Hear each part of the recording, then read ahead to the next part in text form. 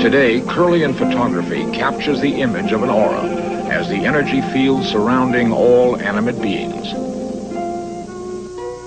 And now, for the first time, In Search Of has made ultra-high-speed motion pictures of the aura around a drop of human blood.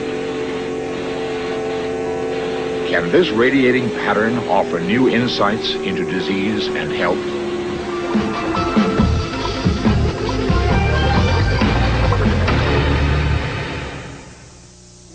In almost every religious painting, a golden halo symbolizes divine power of healing. Many stories in the Bible suggest that Jesus' contemporaries could actually see a brilliant aura surrounding him. Here is the recreation of one such story. 2,000 years ago, the sick and lame flocked to the hills around Jerusalem, searching for a mysterious carpenter's son who performed miraculous cures. A rich woman, afflicted with terrible hemorrhaging, had wasted all her money on doctors. She heard that Jesus was passing nearby. "If I can touch only the hem of his robe," she said, "I will be cured."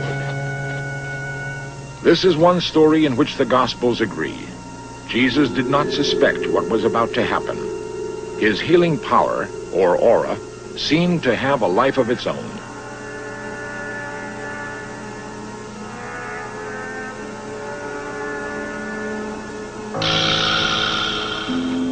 Jesus felt power drained from him. He asked the disciples, "Who touched me?" The woman felt instantly that she was healed. Jesus kept asking, "Who touched me?" When he realized what had happened, he blessed the woman. "Your faith has made you whole," he said. "Go in peace." Had this woman, who acted in blind faith, drawn the energy from his aura?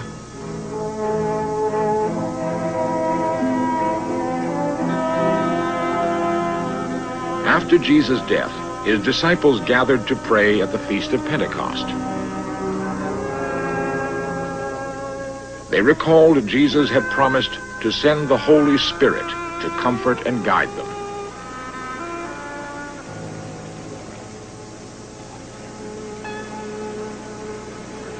And then they heard a sound like rushing wind and began to see what they called cloven tongues of fire sitting on each. Later, they surmised they had inherited Jesus' healing power. That moment marked the historic beginning of the Christian religion.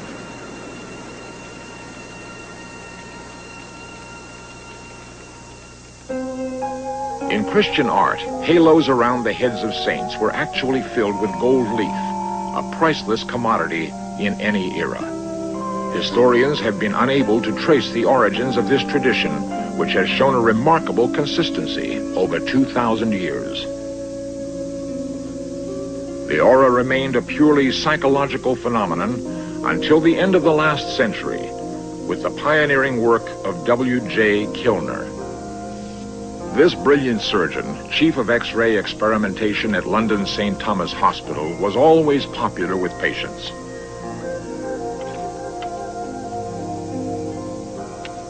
Kilner startled the medical world with a completely new diagnostic technique. He had invented an aura screen, a glass plate coated with dicyanin. Through the screen, he could clearly see a pronounced aura around all humans, and the shape of the aura, he claimed, indicated oncoming diseases.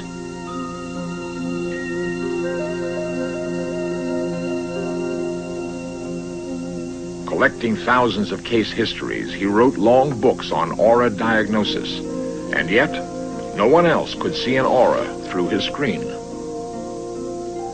The medical world branded him a quack. Patients continued to come, however, because his aura diagnoses were accurate.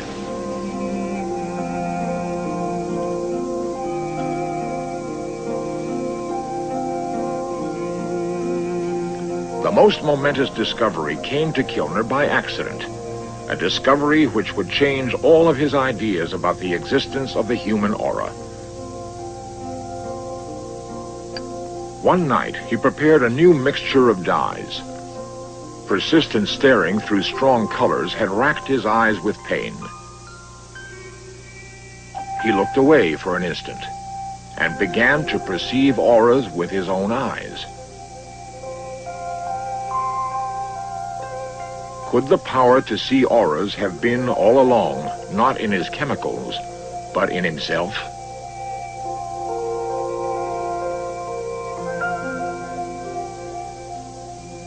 With no students who could carry on his work, Kilner was forgotten. The only carryover from his research, these aura goggles, a novelty item from England. Supposedly, after wearing them for 10 minutes, one can see auras.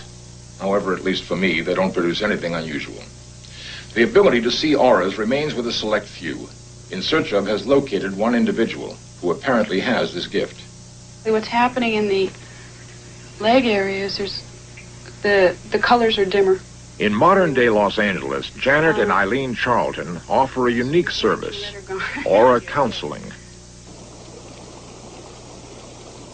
Janet Charlton claims to see auras surrounding everyone, an ability which was not always a blessing. Since she began to speak, no one believed the colors and shapes she reported. I have seen auras ever since I can remember. I don't physically ever remember not seeing them. I knew how people were feeling just by the lights that were surrounding their bodies. During my childhood, I went from one psychiatrist to the other. I spent lots of time, lots of money going to, I believe there was 6 of them. Basically, yes, they all thought I was crazy. They didn't understand. I learned to more or less keep things to myself rather than saying what I was seeing and saying what I was sensing about people. Janet made this drawing of a healthy human aura as she sees it. According to what's going on in the auric field is how you can tell what disease is coming in. I have found through experience of not only myself, watching my own auric field change, but also by watching others' auric field changes, that there is a definite color bleeding that goes on in the auric field that shows up. And it shows up in the auric field before it manifests in the physical body. And suddenly we realized... Her mother-in-law, Eileen Charlton, long a practitioner of psychic healing, was the first to identify Janet's gift. And we discovered that she could see the changes and she could describe what was going on in the client. So we had a feedback system. We had a way of checking one another because it's difficult for a psychic to work alone at times because they're not sure of the information that they're receiving. A woman whose illness had recently been diagnosed by an MD volunteered to test the Charltons. Lower calf area is very orange and very red.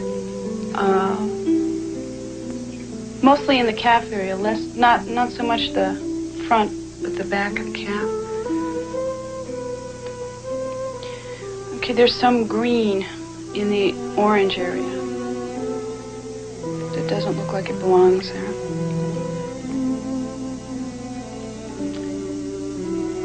You been having any constipation stuff? Anything like that? Okay. That's probably what that is. The health aura basically looks good, except down in the lower leg area and this right thigh. And it's about 4 inches away from the body, whereas up in here it's about 7. So I'm channeling some energy. We have no statistical documentation of Janet and Eileen's abilities. At least one medical doctor has referred patients to them. Our test subject's reaction is one opinion. Well, the diagnosis is correct as far as the 3 things that have been bothering me were the legs and water retention and constipation. And they named those 3 things. So if I were to scale it, I would, I guess, honestly give it like a 90%. These pictures were taken with Kirlian Photography, a controversial process which claims to give pictures of the aura.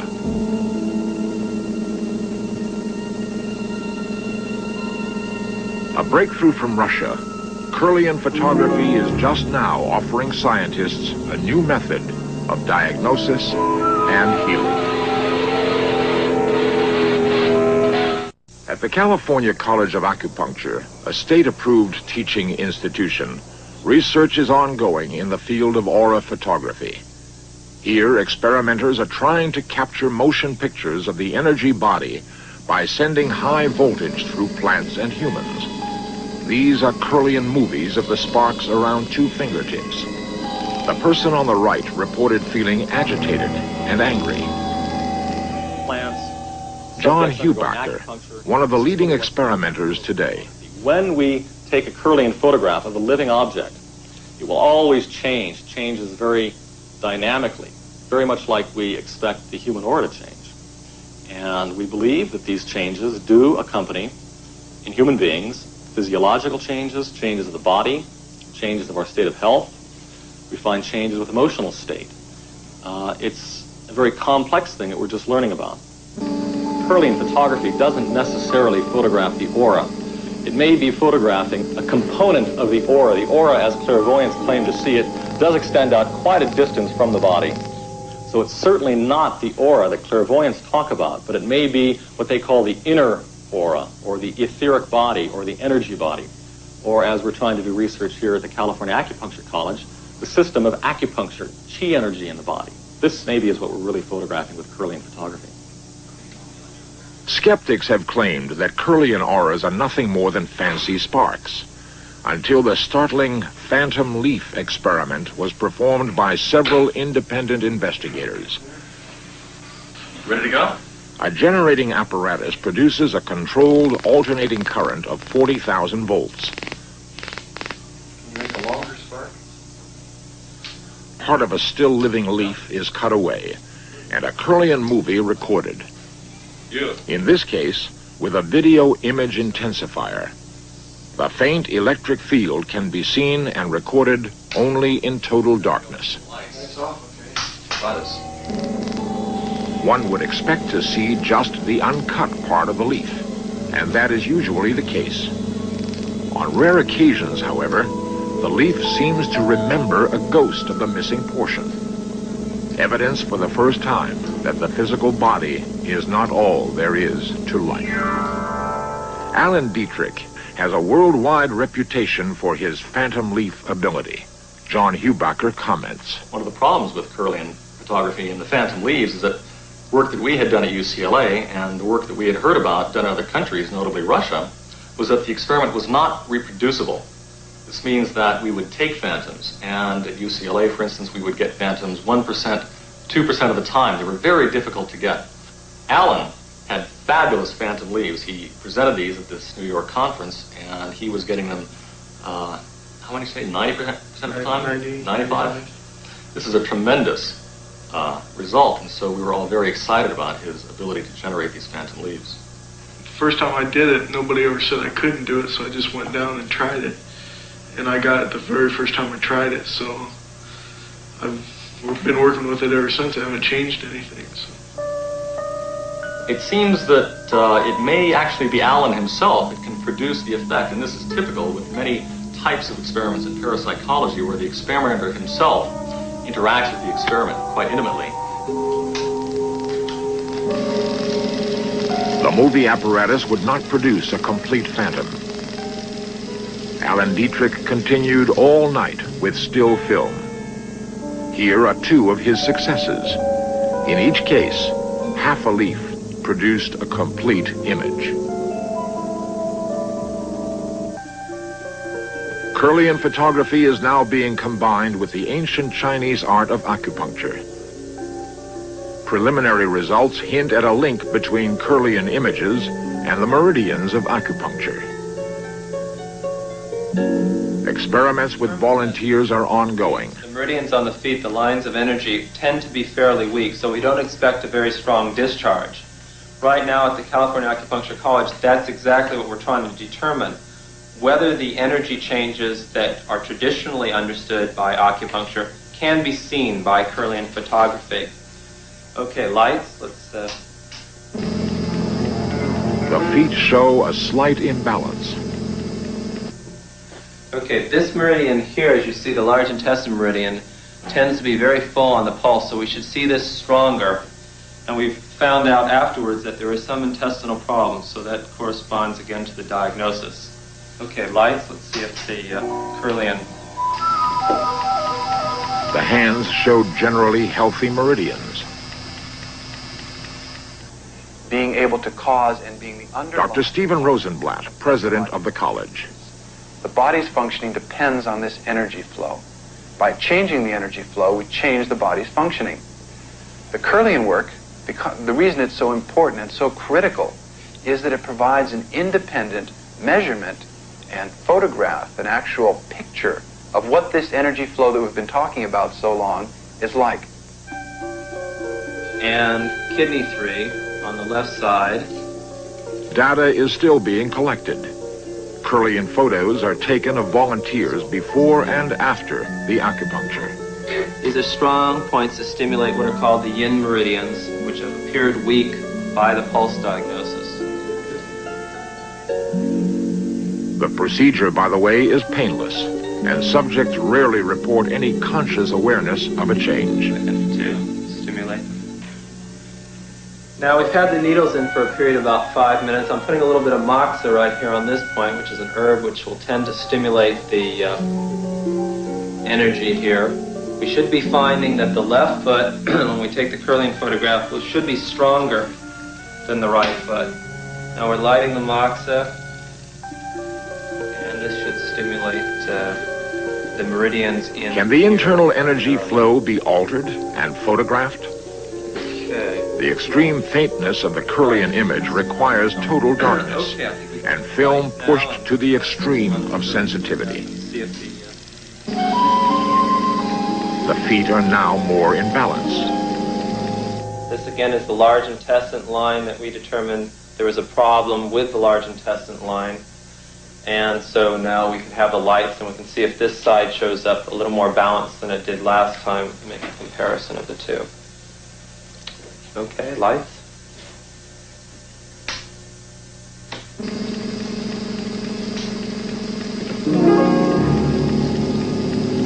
The aura around the fingers is stronger. Because of the stress of the environment and other problems in modern life, the body is not perfectly healthy all the time, as we know. What acupuncture does is try and overcome some of these impediments, some of these blockages that occur in the system and return it to a state of balance or a state of flow. And what we're talking about flowing is qi. Qi is the Chinese word for this energy that we're talking about, this animate type of energy, energy that causes the body to be alive and somehow different from the model that we have here. It has a certain life quality. It's this life force. The Chinese designated qi. Other cultures called it ki. The Hindus called it prana. The ancient Hebrews called it ruach. The Russians today call it biomagnetic force. It's been called orgone. It's been called odic force. All these names throughout history have been given to this particular force. And for the first time in all this history, we're able actually to photograph it. At the Orthopedic Hospital in Los Angeles, a startling new application of Kirlian energy has been invented by Alfred Benjamin, Director of Medical Photography. The experiment attempts to diagnose diseases in human blood. A Kirlian generator is set up to discharge through the blood onto a glass plate coated with liquid crystals. The drop of blood is carefully measured and placed on the crystal plate. An ultra-high-speed camera prepares to capture the first 1,000th of a second in the discharge.